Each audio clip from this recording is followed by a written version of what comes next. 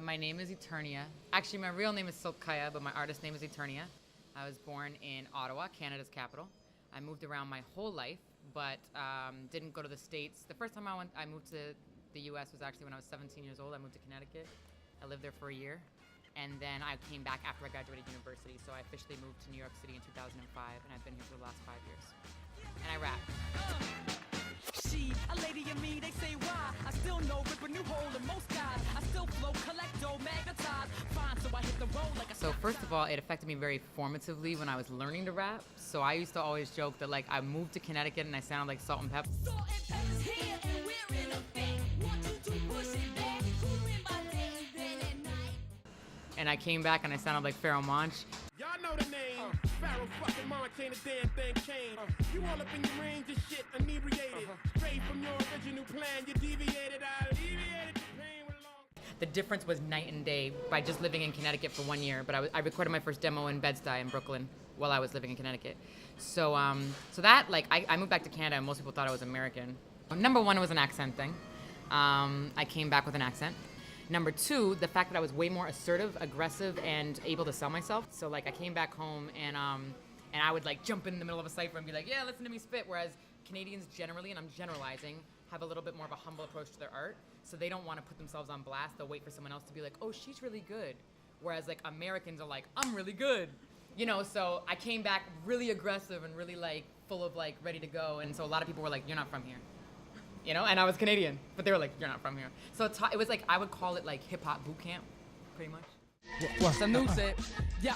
Okay, it's time for E to get her mind right. Time's tight, racing the rugrats for the limelight. First flight out to NY, I caught the bug bite. 10 years later, still writing my life, then I recite. It's not like there's a plan B, like there's some foresight. Fuck a day job, give me a tour stage. A cordless mic, I might just mangle you, dismantle you. Steal your light, your wife just might wanna leave you when she see me right now. Okay, so I'm a white chick and I rap. In Canada, that's not weird. Come here, number one, how the heck did a white chick even start rapping? Because in this country, I guess it's kind of abnormal. The more I lived here, so post 2005, the more I realized that there is great, vast cultural differences between Canada and the US, especially in terms of race, class, gender, things that I experienced firsthand. That I really, like, for the first 2 years that I lived here in 2005, I was fighting uphill. Like, I was like a fish swimming upstream. It's like, I didn't like all these things that I saw that were different culturally, and I was trying to fight it. And now I'm not really trying to fight it. I'm just more trying to say, I'm different than that. And I state that by saying, I'm Canadian. I'm from Toronto. I represent Toronto. Kinda off, North Coast where the toast don't go off. Well, not as often as the folks toast Smirnoff. This ain't paradise, motherfuckers get crossed. But you could smile on the street without brain. For a long time, like, the way I typified America in my music was negative. And that's no longer the way I feel in my mind. It was just, I think, a learning and growing process for me to adapt to a new environment that now I've completely, like, become a richer character and individual for adapting to, you know? Like, I'm out here, I have a permit to do music. That's what I have. It's like a touring permit almost, pretty much. So it's like I am allowed to be Eternia touring in the U.S. legally. What that means is when I cross the border, I pretty much have a carte blanche. So when I cross the border, I'm Eternia, I'm a rapper, I have merch, they let me through. Once I get here, though, it does not give me any ability to do anything pretty much that, like, I still don't have a citizenship or even a social or even a green card. When people meet me, they assume I'm American, they assume I have status, and I think that also has a lot to do with race because people, I'll give you an example. I first got hired at a mortgage company in Jersey. They didn't even ask me for my social or anything until like a month after I had been there, and then they realized, and keep in mind, I used my completely Canadian resume. Like, I totally used my Canadian resume.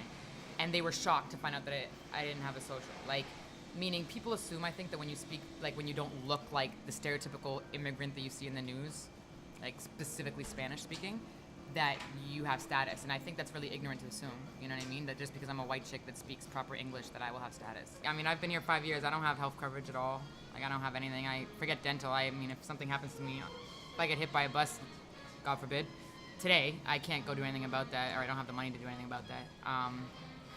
And just being able to supplement my income sometimes with other work. You know, I'm highly employable. I have a degree. You know, I have a lot of work experience, and I can't use any of it here. It's like, it almost makes you feel like you're not educated when you know that you are, to like not be able to use any of that in another country. In the same sense, it's pretty awesome because God's pretty much been like, you are going to rap. I'm gonna keep it honest with the government, with God and myself, then that's all I got to do. And that's kind of cool. It puts you in a rock and a hard place, and it makes you want to succeed big time.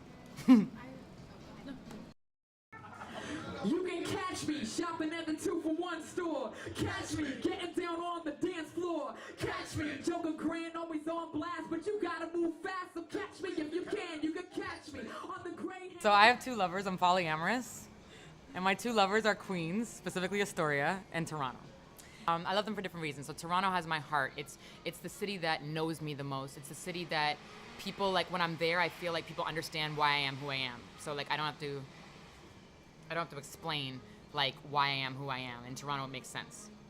Whereas here, it's like no matter what, I'm foreign, and I always feel like I have to give disclaimers.